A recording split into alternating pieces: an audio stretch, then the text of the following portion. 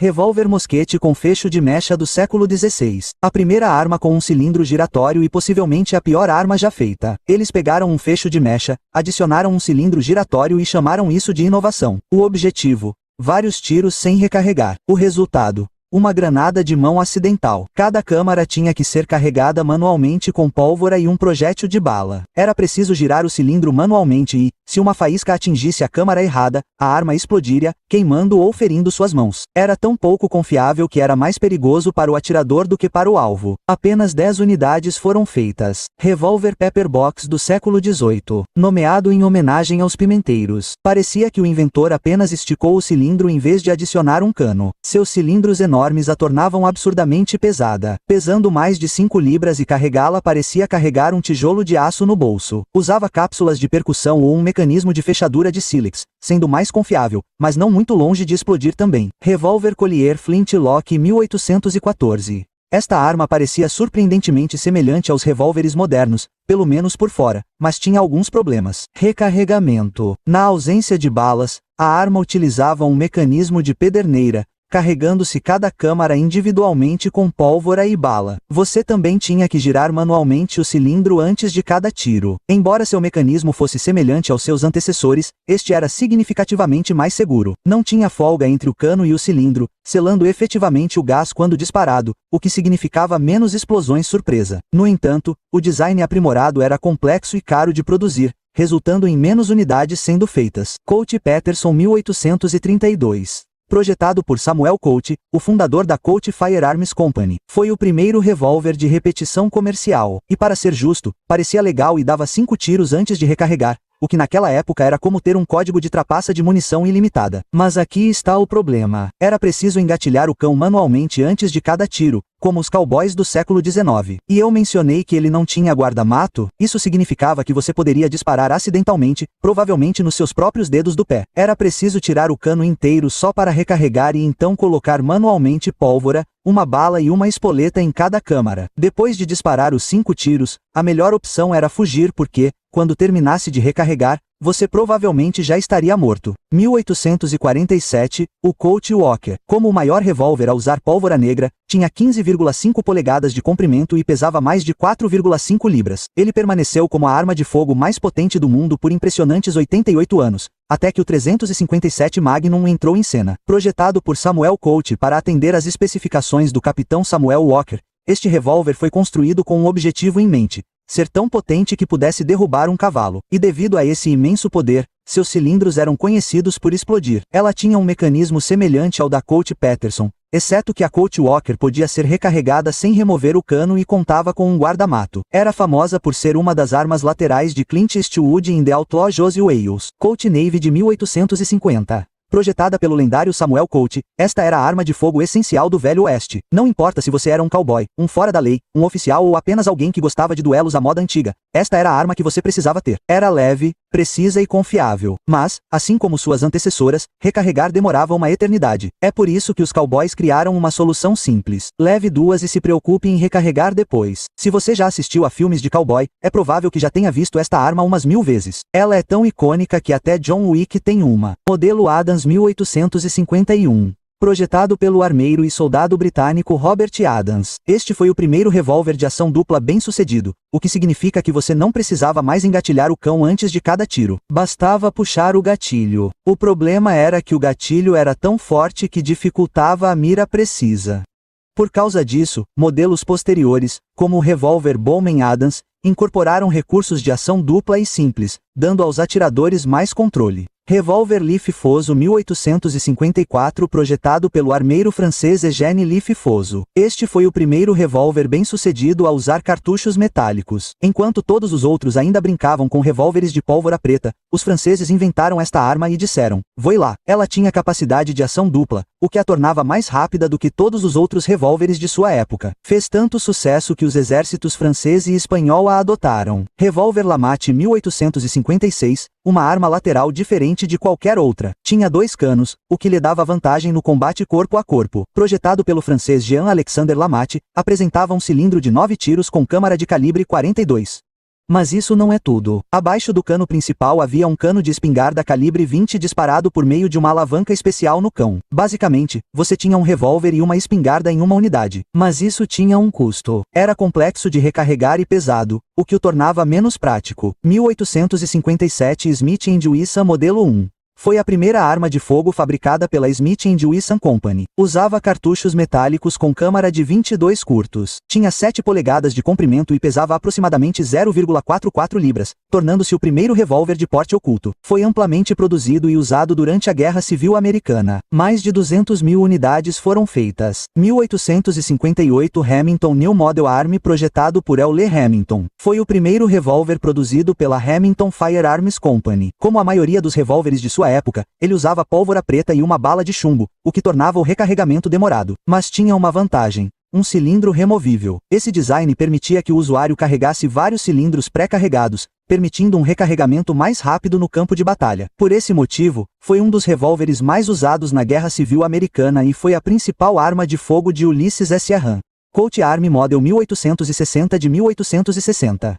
Também projetado por Samuel Colt. Este revólver foi uma evolução do Colt Navy, construído para ser maior, mais potente e mais confiável. Isso o tornou a arma de fogo padrão dos soldados da União durante a Guerra Civil Americana, levando à produção em massa. No total, mais de 250.000 unidades foram feitas, tornando o revólver mais popular do século XIX. 1869.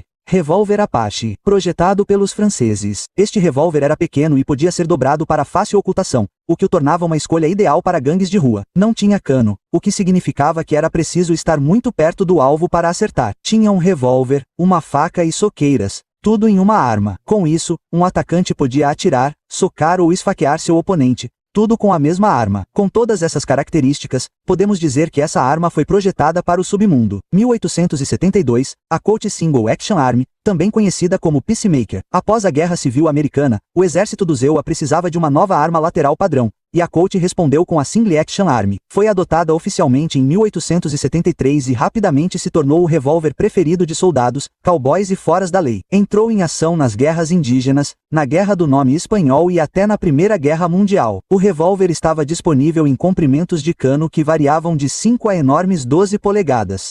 Foi usado por figuras lendárias como Wyatt Earp, Billy the Kid, Bette Masterson, Jesse James e até Lucky Luke. É um dos revólveres mais produzidos no mundo. E mesmo depois de 150 anos, ele ainda está sendo fabricado. Além disso, a arma mais cara já vendida foi uma Colt de ação única do exército, de propriedade de Pat Garrett. Ela foi vendida por $6 milhões. 1887. Revólver Webley, o revólver britânico mais popular. Ele tinha um design de freio superior que se abria para ejetar todos os 6 cartuchos usados de uma vez. Isso tornava mais fácil e rápido recarregar. Com câmara em 455 Webley, ele tinha um enorme poder de parada. Na doutrina militar britânica, significa o poder de parar um inimigo em investida. Por essas características, tornou-se a principal arma secundária dos soldados britânicos nas duas grandes guerras. 1895 Nagant M1895 projetado por um armeiro belga para o Império Russo. Ele tinha um mecanismo de vedação de gás onde o cilindro se move para frente quando disparado, selando a lacuna entre o cilindro e o cano. Isso melhorou a velocidade inicial em 40 metros por segundo. Era confiável, simples e barato de produzir. Foram produzidas 2 milhões de unidades, o que o tornou o segundo revólver mais produzido no mundo. Em 1899, o revólver Landstad, projetado por Halvard Landstad, um inventor norueguês. Esta foi uma das primeiras tentativas de fundir um cilindro de revólver com um mecanismo de disparo semiautomático. Ele tinha uma ação de blowback que ejetava os invólucros usados e avançava o cilindro automaticamente. Mas havia um problema. O mecanismo era propenso a emperrar e era difícil de produzir. Por causa disso, ele nunca foi adotado e apenas uma unidade foi feita. No mesmo ano, o modelo 1899 da Smith & Wesson também foi lançado. Os militares do ZEUA solicitaram um revólver que fosse mais leve do que os antigos modelos de armação grande, mas ainda forte o suficiente para lidar com cargas mais poderosas. Foi quando a Smith & Wesson lançou o modelo 1899. O primeiro revólver com câmara 38 especial. Ele oferecia mais potência do que o 38 Long Colt padrão e rapidamente ganhou popularidade. Na verdade, o 38 Special acabou se tornando o calibre de revólver mais utilizado de todos os tempos. Após a Segunda Guerra Mundial, a Smith & Wesson voltou a fabricar o revólver. Eles fizeram algumas melhorias e o renomearam como Smith & Wesson Modelo 10, que se tornou o revólver mais popular de todos os tempos. Mais de 6 milhões de unidades foram produzidas. Na década de 1920, os gangsters dominavam as ruas e os policiais. Eles precisavam de algo que pudesse igualar fogo com fogo. Foi quando a Colt apresentou a Polícia Oficial Colt. Com câmara no 38 Special e construído como um tanque, ele rapidamente se tornou o principal rival do Smith & Wesson Modelo 10. Foi usado pela polícia por quase meio século e finalmente aposentado em 1969. Se você assistiu a programas clássicos de TV em preto e branco ou filmes antigos de detetive, é provável que já tenha visto este revólver umas 1000 vezes. 1935 Smith & Wesson Modelo 27. Antes de 1935, o 45 Colt era o revólver mais potente do mercado, mas era antigo e tinha baixa pressão. A polícia precisava de algo com melhor penetração e poder de parada. Então Smith & Wesson, juntamente com Elmer Kate, apresentaram o 357 Magnum e uma nova construção de revólver para dispará-lo. Inicialmente, ele foi chamado de Magnum registrado, mas depois foi renomeado como Modelo 27, 1955, Colt Python. Foi o primeiro da famosa série de armas de fogo da Colt, que incluía o Colt Cobra, Colt Diamondback, Colt King Cobra, Colt Anaconda e Colt Boa. Se você sabe por que a Colt deu a esses revólveres o nome de cobras, deixe sua resposta nos comentários abaixo. No mesmo ano, Smith & Wesson apresentaram o modelo 29, o primeiro revólver com câmara em 44 Magnum. Ele foi construído para caçadores, policiais e qualquer um que precisasse de grande poder de parada. Então, em 1971, Clint Eastwood entrou na tela como Harry Callahan, empunhando o modelo 29 e proferindo a inesquecível frase, "Você se sente com sorte, punk", que tornou o modelo 29 mais popular. E não podemos esquecer o Smith & Wesson modelo 19 e o Ruger Black Hawk como menções honrosas da década de 1950. Depois da década de 1950, os revólveres não mudaram muito. Em 1972, a Ruger lançou o Ruger Security 6, seu primeiro revólver construído especificamente para a polícia. Em 1980, a Taurus lançou o Taurus modelo 85, que se tornou seu revólver mais popular. Também não podemos esquecer o Smith & Wesson modelo 686 de 1981, o Ruger GP100 de 1985, o Colt Anaconda de 1990 e muitos outros. Avançando para 2001, um homem chamado Pfeiffer Waffen apresentou o Pfeiffer's Elisa 600 Nitro Express. Ele pesa 13 libras e mede 22 polegadas de comprimento. Seu cilindro sozinho pesa 4,5 libras, mais pesado do que a maioria das armas de fogo completas. É considerado o segundo maior revólver em funcionamento. Disparando 600 cartuchos Nitro Express, é poderoso o suficiente para derrubar um elefante com um único tiro. 2001. O Stetkin OTS-38. Projetado por Igor Stetkin. Ele tem câmara para um cartucho 7,62 São Paulo 4, que tem um pistão interno que retém o gás dentro do estojo. Nenhum clarão, nenhum estrondo. Apenas um sussurro de morte. Raramente visto em público, ele é destinado para Spetsnaz, FSB e operações silenciosas onde as pistolas padrão são muito barulhentas. 2002 O revólver gigante de Rissar Toby. Pesando 45 kg, medindo 1,26 m de comprimento e medindo 40 cm de altura, é considerado o maior revólver funcional do mundo. É uma réplica enorme do Remington 1859. Com câmara de 28 mm, ele dispara uma bala de aço inoxidável quase 3 vezes mais pesada que um cartucho 50 BMG. Para dispará-lo, era preciso montá-lo em uma mesa ou algo igualmente resistente. Taurus Jude 2006, o primeiro revólver com câmara para disparar cartuchos de espingarda calibre 410 e cartuchos Colt 45. Já se perguntou por que ele é chamado de Jude? Se você conhece a história, conte-a nos comentários abaixo. Ruger LCR 2009.